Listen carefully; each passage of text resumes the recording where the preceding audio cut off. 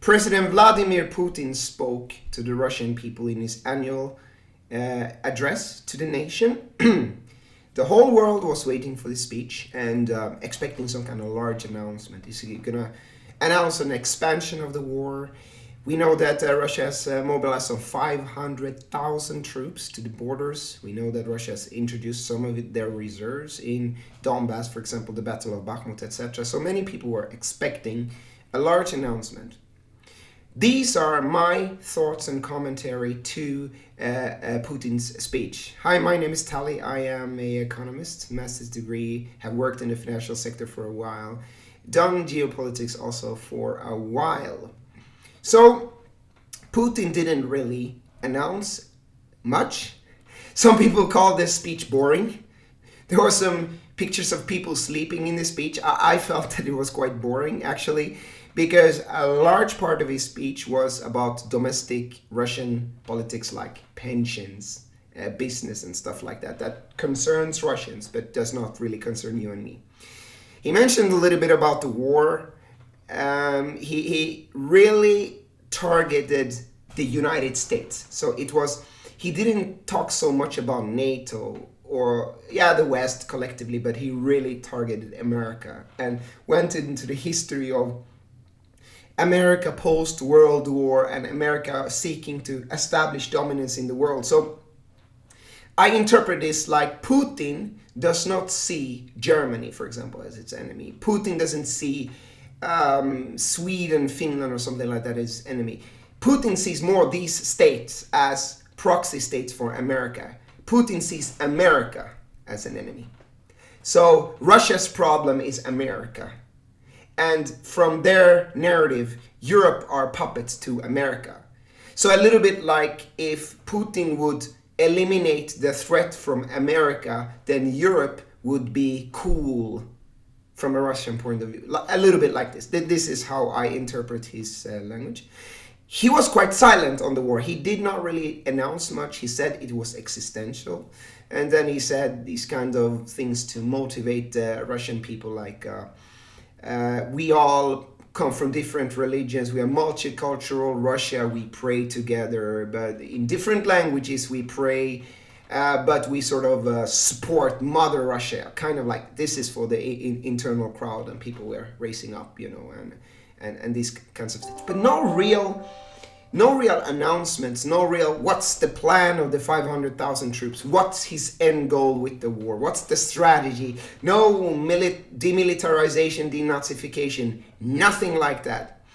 And that's interesting to me. That's interesting to me and also many of my followers on my TikTok. Check out my TikTok channel, Sufi News, for more geopolitical updates. It's good stuff. We also cover Africa there and a lot of global South perspective. What does Putin's lack of announcement mean?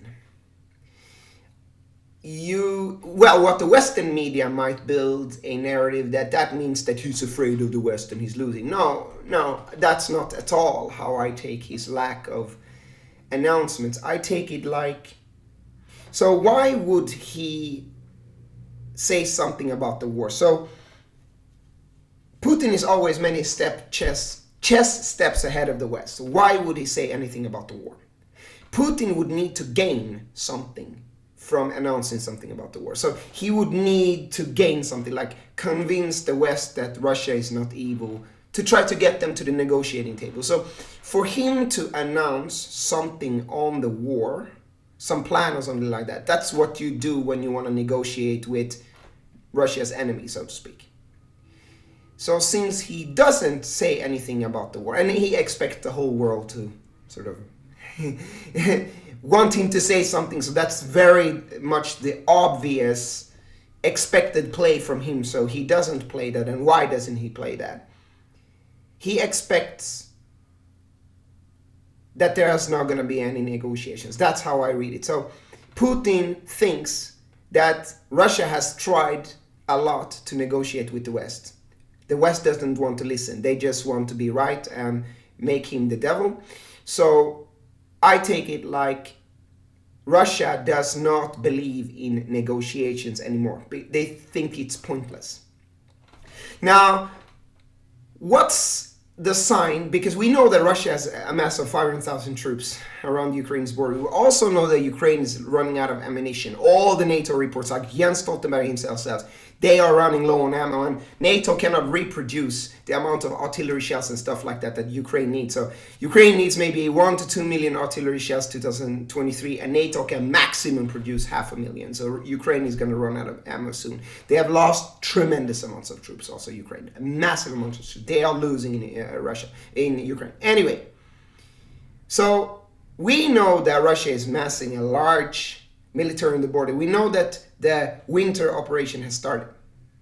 And he says nothing about the war, indicating that he does not believe in negotiations. So what does it mean when Russia has a large army on the border? They have stopped used special military operation. Now he refers to it as a war. Russia started attacking infrastructure like electricity and stuff. And he says nothing about the war. He doesn't even believe in negotiations. That indicates to me a very scary reality, that Putin actually starts seeing this as a true war against the West. And he starts treating the West as a true enemy. That we are not going to tell you anything. We are going to defeat you. You are not going to sit here and listen to me indicating what I'm going to do. We are going to play completely in the dark. The only reason why we would indicate it to you is because we believe that you are reasonable and we can talk to you, but you have shown that you don't want to talk to us. So, okay, then we're just going to take a lot of troops, and you're not going to know what we are going to do. And that's very, very scary. So I take Putin's silence and lack of announcement as a major escalation in this war that is looking like a third world war.